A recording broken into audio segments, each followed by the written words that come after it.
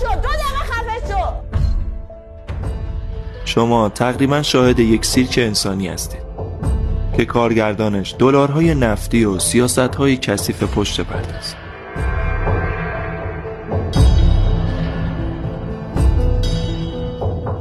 پشت این لبخندهای لمینت شده و لباسهای برند یک لجنزار از قراردادهای اجباری و شستشوی مغزی پنهان شده.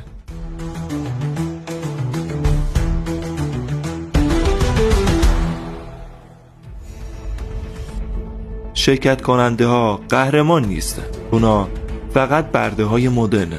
شنیده ها حاکی از اینی که این جوونا با قراردادهایی رسما روحشون رو به تهیه کننده فروختن. جریمه های سنگین دلاری اجازه نمیده کسی وسط بازی پاشو پس بکشه. بهشون دستور داده میشه امروز باید به فلان کس فحش بدی یا امروز باید جلوی دوربین گریه کنی و امروز باید خیانت کنی. چرا؟ چون فالوور و ریتینگ خون رگ‌های این تجارت کثیفه. این آدما زیر فشار روانی شدید فقط عروسک‌های خیمه شب بازی هستن که نخشون دست کساییه که بوی از انسانیت نبردن.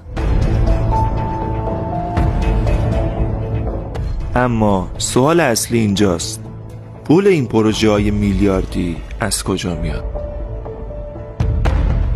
تصادفی نیست که این برنامه ها دقیقاً در قلب ترکیه و با چراغ سبز لایه‌های خاصی از قدرت ساخته میشه.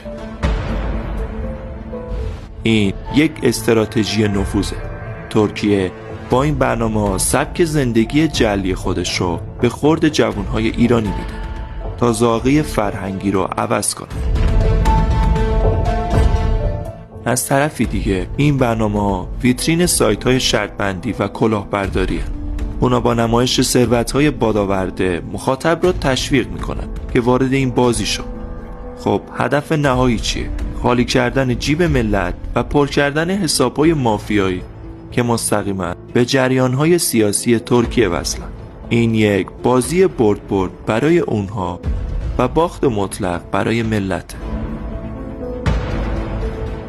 وقتی خیانت میشه ابزار جذابیت و بی احترامی به بزرگتر میشه نشونی با کلاس بودن، به زبان ساده یعنی ریشه خانواده ایرانی رو زدن.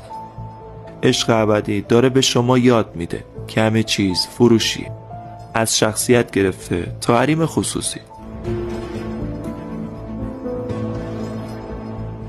اونا دارن جامعه رو به سمتی میبرن که در اون هیچ فردی به شخص دیگه‌ای اعتماد نداشته باشه.